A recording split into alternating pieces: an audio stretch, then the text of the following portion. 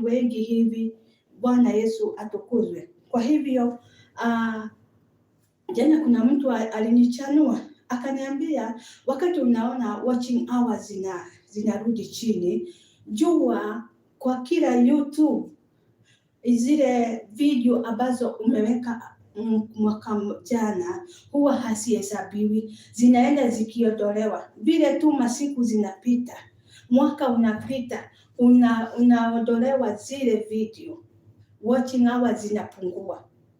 Ndivyo watu wengi wanashinda, kwani YouTube shetani aliingia, mchawi aliingia? Hapana, hiyo ndio habari njema nimekuja kukuambia. Kwa hivyo usikue unashindwa ni nini, kwa sababu watu wengi, sijawahi sikia mtu akisema ati video za zamani huwa zinaondoshwa za mwaka jana. Wakati mwaka unaisha, unaondolewa zile watching hours, zinaenda zikipungua. Ndio maana unaona watu wengi wameshindwa.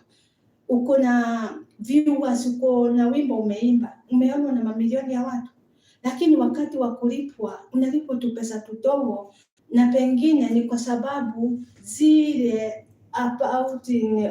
watching hours zimeondoleshwa.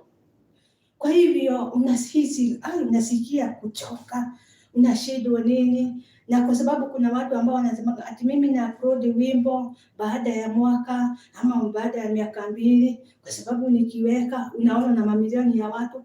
Wakati mwaka umeisha, hiyo watching hours zinaondoshwa, unabaki